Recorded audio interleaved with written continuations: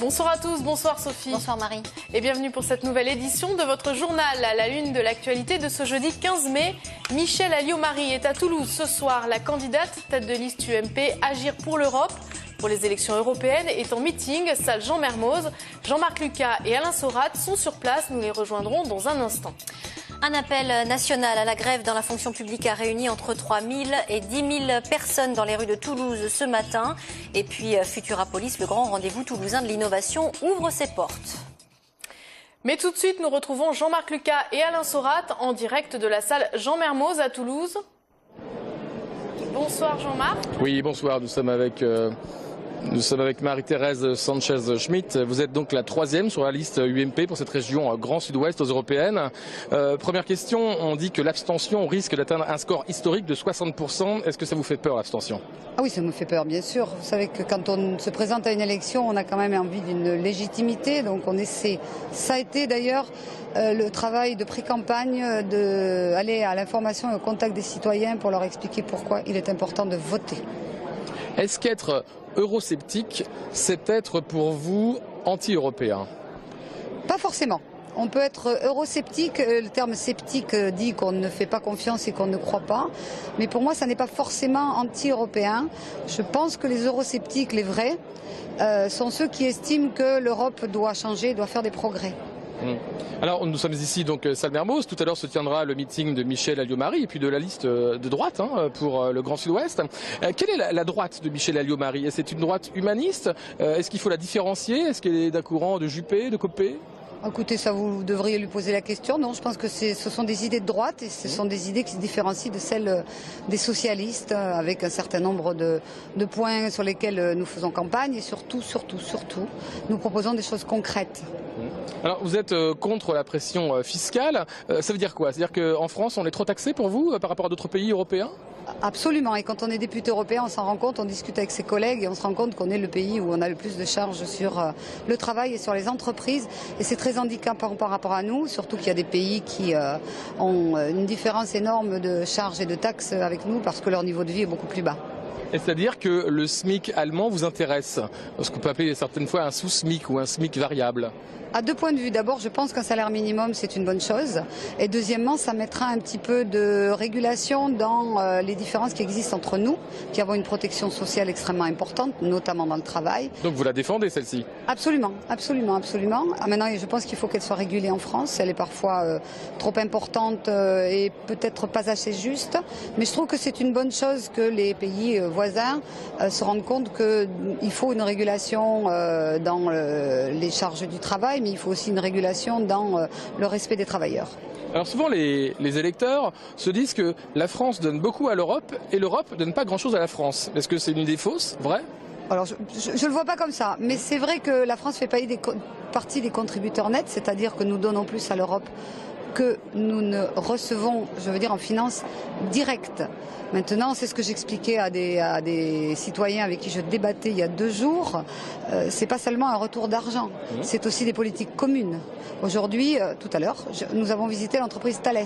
Oui. L'entreprise Thales est financée par des fonds européens.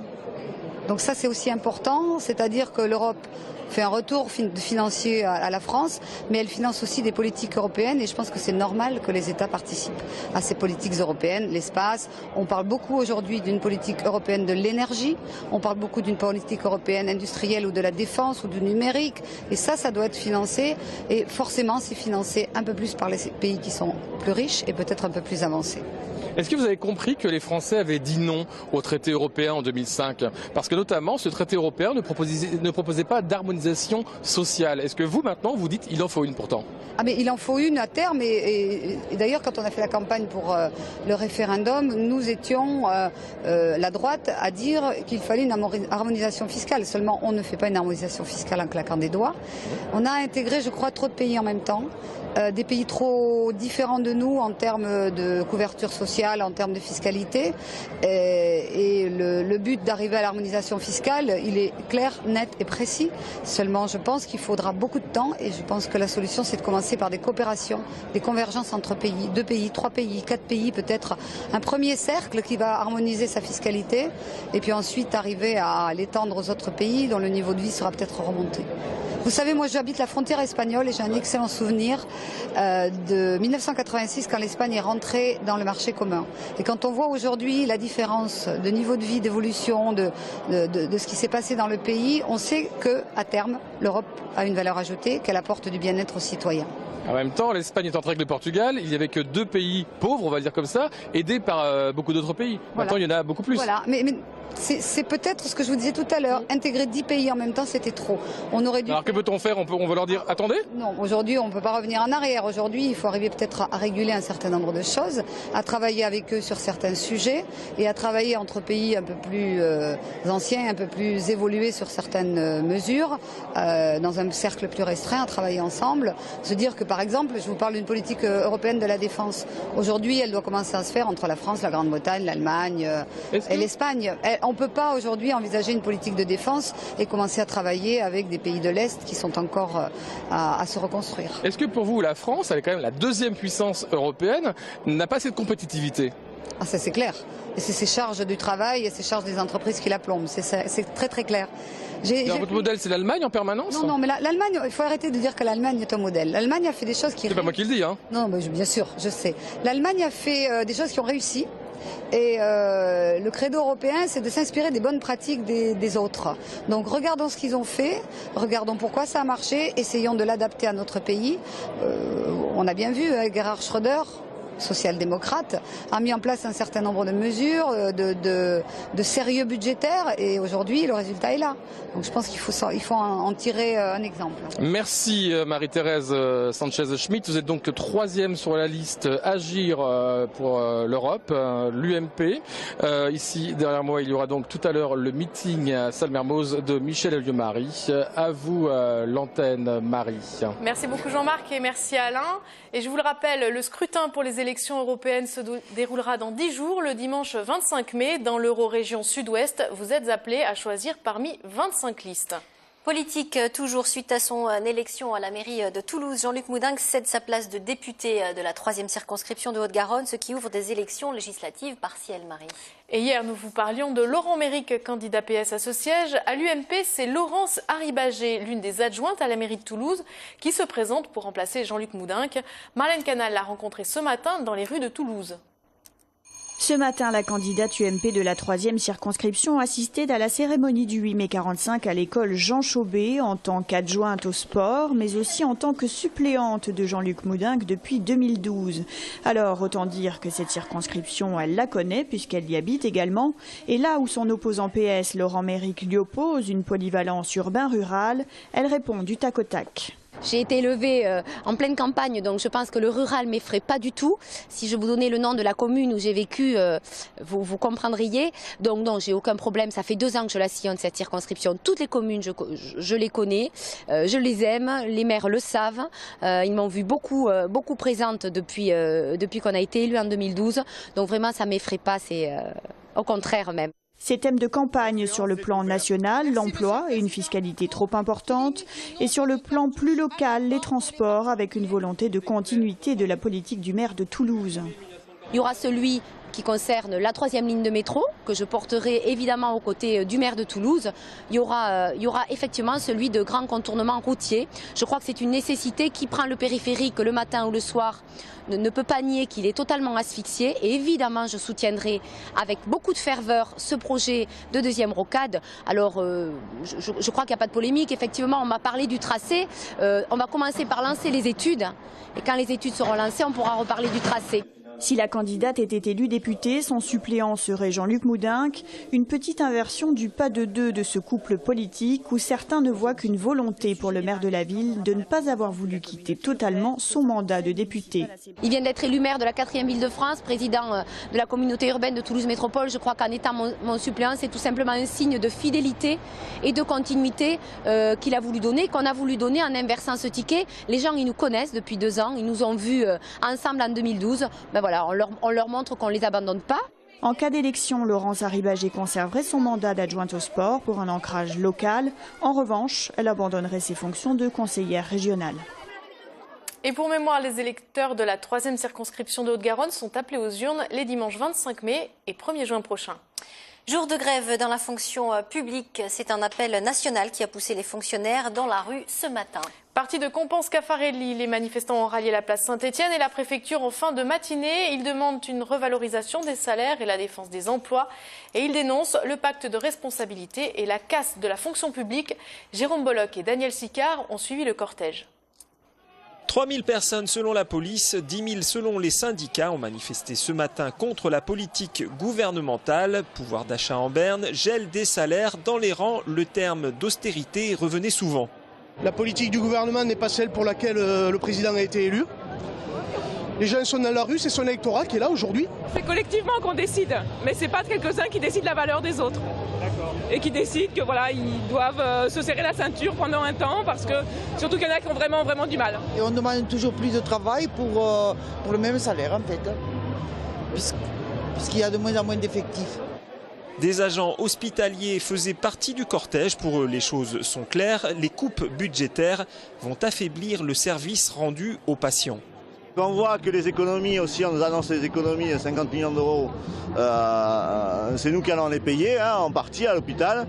Et ça va dégrader encore un peu plus, si vous voulez, les conditions d'accueil. Et on est dans une dynamique dans la santé où c'est qu'on est en train de privilégier l'acte plutôt que de prendre soin. C'est-à-dire que tenir la main d'un patient ou renseigner une famille ou soutenir une famille, eh ça c'est pas rentable. Du côté des enseignants, on admet qu'il y a un mieux après les années Sarkozy, mais le compte n'y est toujours pas.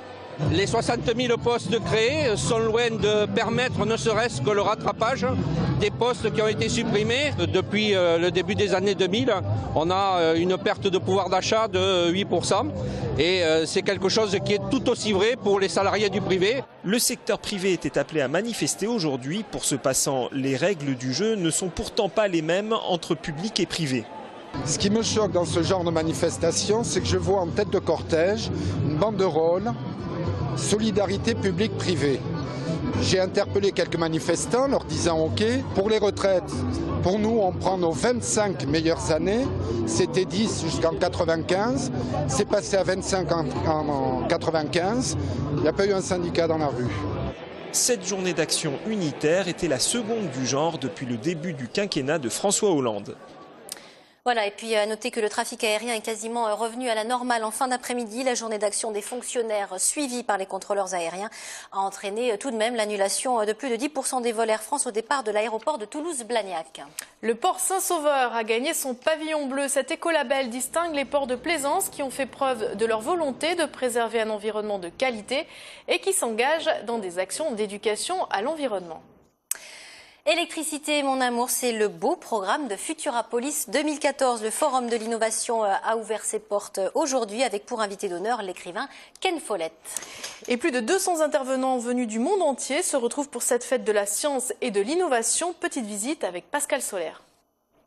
Futurapolis, c'est 3 jours et 1 nuit à parler de l'innovation sous tous ses aspects et des enjeux de la recherche pour améliorer notre vie actuelle et future. Pour France-Olivier Gisbert, éditorialiste au magazine Le Point qui a créé cet événement, la France doit s'appuyer sur l'innovation pour se redresser économiquement.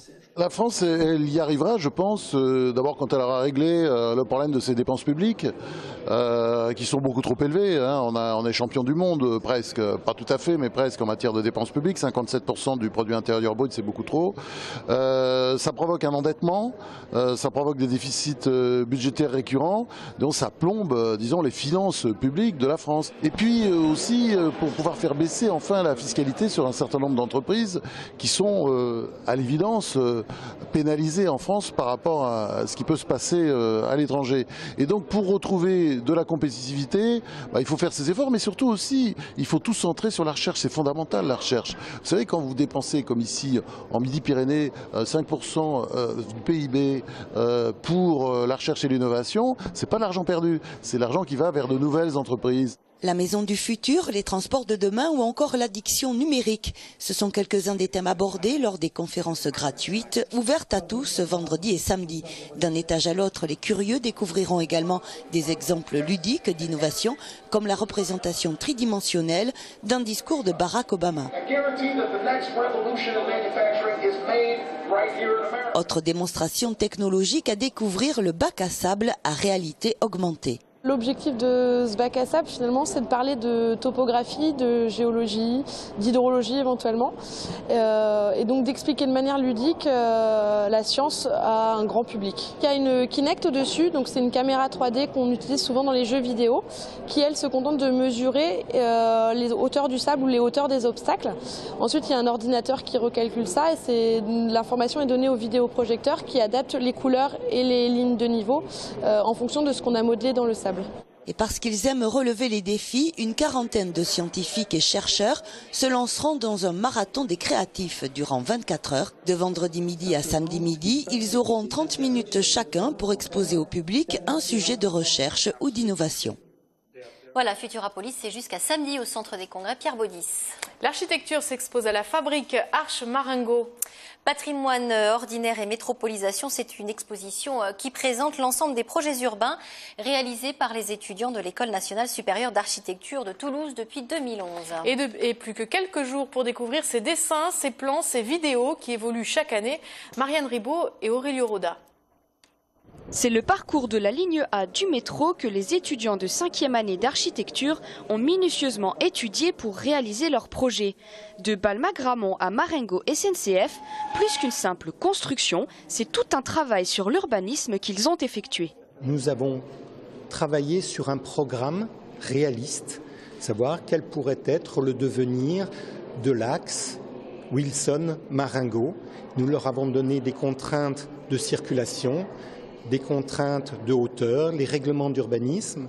Nous leur avons donné tout ce qui est nécessaire pour qu'une réflexion se mène de façon cohérente et avec une certaine réalité. Et pour craquer la ville thématique de cette promotion, les étudiants n'ont pas hésité à faire preuve d'audace. Le leitmotiv de l'atelier, finalement, c'est de construire des projets de demain en désactivant les conceptions qu'on a du passé. De montrer un peu qu'est-ce qu'on peut faire de Toulouse si elle veut devenir une métropole. Donc, par exemple, qu'est-ce que ça donne si on colle le funiculaire à Jolimont?